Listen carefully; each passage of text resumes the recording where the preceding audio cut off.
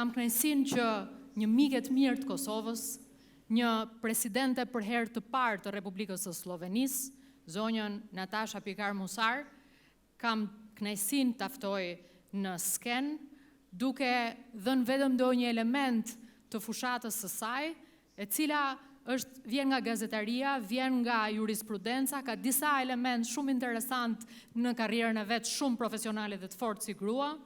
Kam kënaqësinë t'ju jap juve skenën, zonja presidente e Republikës së Slovenisë.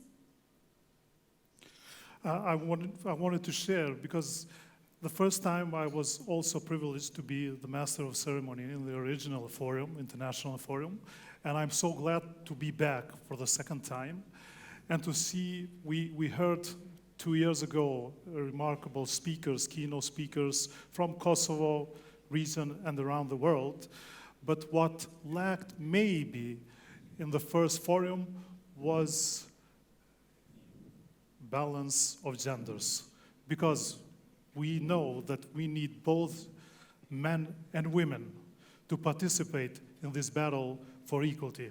So this time around, we're going to hear from women, but also from some strong men. So we're going to start with President of Slovenia and continue with remarkable statesmen. Please.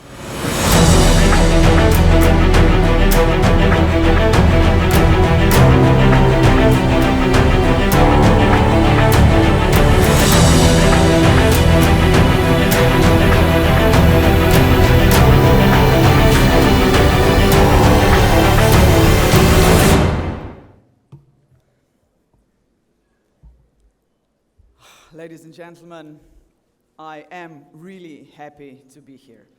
President Osmani Sadriu, President Begay, Prime Minister Jaferi, esteemed guests, ladies and gentlemen.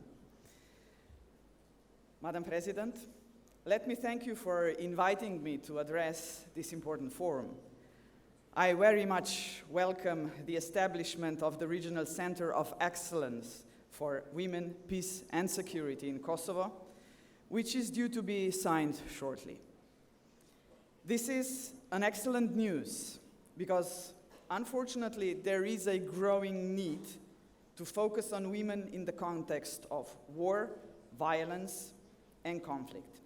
Worse still, the worrying news from the Middle East reminds us that we truly live in dangerous times. We must fight for peace and security at every level now, so this conference could not be timelier. Thank you, Vjosa, for the initiative. So overall, ladies and gentlemen, the situation is anything but good. I am increasingly concerned about the situation of women and girls worldwide. Wherever you look, gender inequality stands out as a sad but obvious feature of our civilization. A 2018 report of UN Women states, among other things, that women are often the first to go hungry when households do not have access to sufficient food. A girl born into a poor household and forced into early marriage has a higher risk of dropping out of school, giving birth early, suffering complications in childbirth, and experiencing domestic violence. A girl born into poverty has virtually no chance of escaping it. Given these facts, we cannot expect to achieve gender equality in the near future. Even small progress by 2030 is likely to be considered a success, but we should not celebrate it. Looking at how much is invested into efforts to give women a greater role in all areas of life, we may not even achieve gender equality by 2130. Observing the terrible impact of political, economic, and security developments of women and girls worldwide, one may well conclude that the situation is worsening. Think of the current situation of women, girls, and boys in Syria, Yemen, and Sudan, for example. Think of the situation of women and girls in Afghanistan, a tragic story of the rapid and brutal reversion of rights that had been gained only to be lost again. We also should think of Ukrainian women. The Russian aggression against Ukraine has turned many of them into refugees, victims of sexual violence in the conflict or fighting for their country on the front line at this very moment.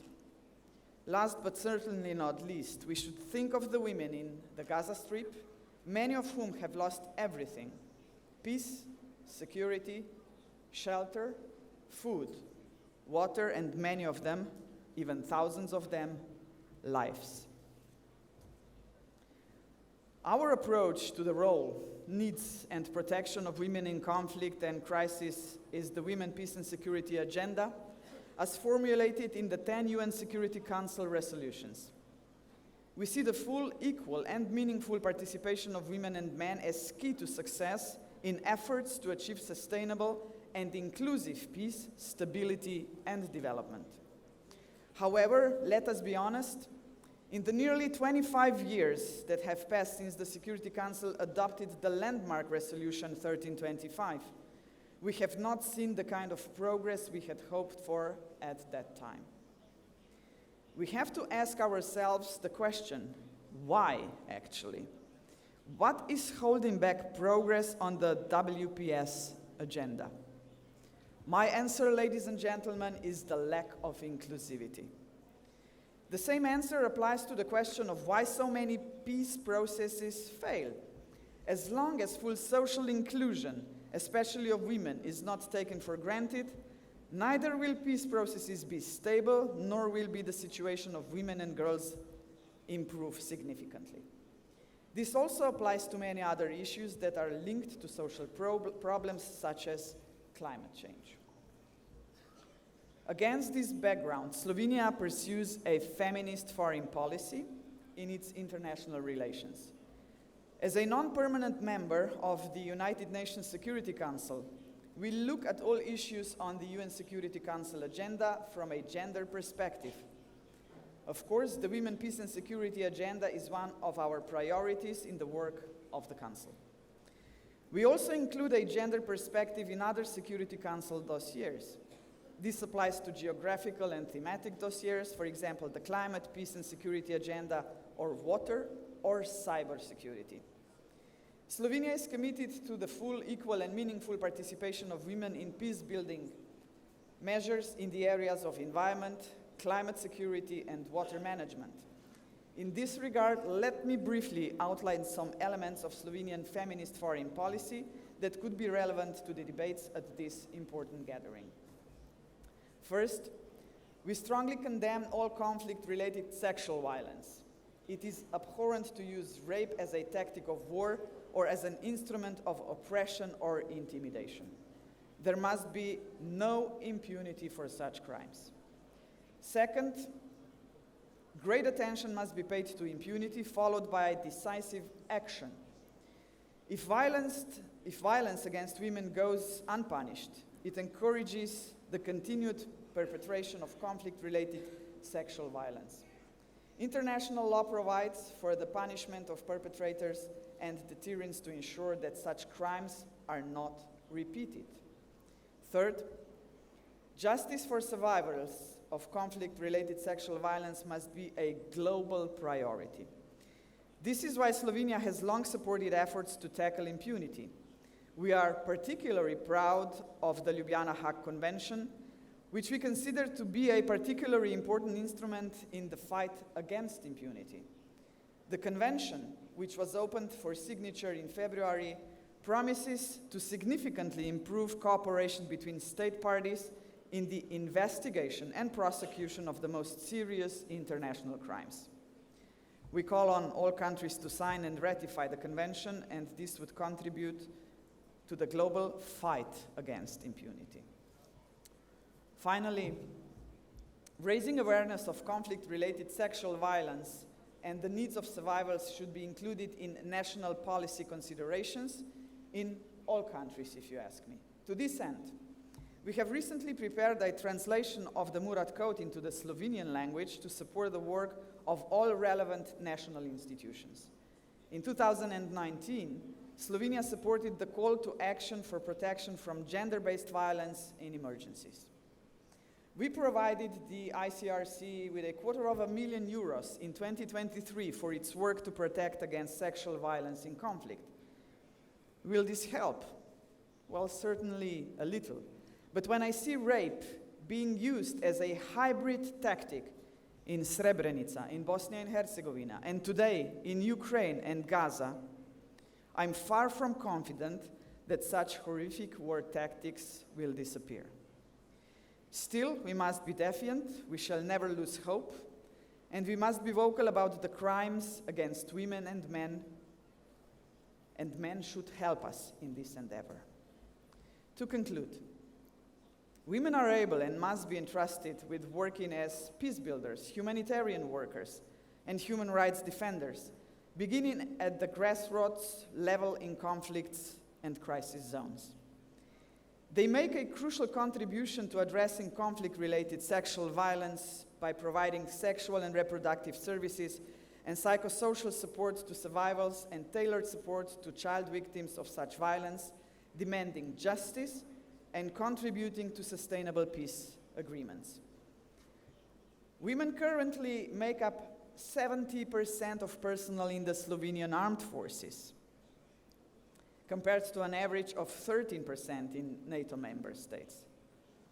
The Women, Peace and Security agenda is part of education, training, working procedures, and training for international operations and missions of our armed forces. The Peace Operations Training Center in Slovenia offers excellent training also in the topic of women, peace and security. I can only recommend this training to all future peacekeepers. Ladies and gentlemen, and now something from the bottom of my heart. You know, whenever we discuss feminist politics or feminist movements, some people often say that we fight against men. We are not fighting against men. That's why we need men to support us. We are not fighting for the men to have less, but we just want to be equal. And how can we describe the difference between gender equality and gender equity? There is one beautiful, really beautiful sentence to describe it. Gender equality is if you give everybody a pair of shoes. Gender equity is if you give a person a shoe that fits the size of her feet or his feet. So that's the difference we have to bear in mind. We have to adapt the politics and policies to help women. There are only few female presidents in Europe currently. My friend Vjosa and myself are 2 of 6 of them. There are only 3 currently in European Union, in Greece, in Malta, and in Slovenia, and 6 in the whole Europe. Kosovo, Moldova, and Georgia. But we are paving the path for all the ladies and girls behind us. And I would really, really like to encourage every girl, every woman to choose the path that she wants. And parents should support her all the way through, especially fathers. Thank you for inviting me. I'm very happy to be part of this forum, and I wish you all the success. Thank you very much.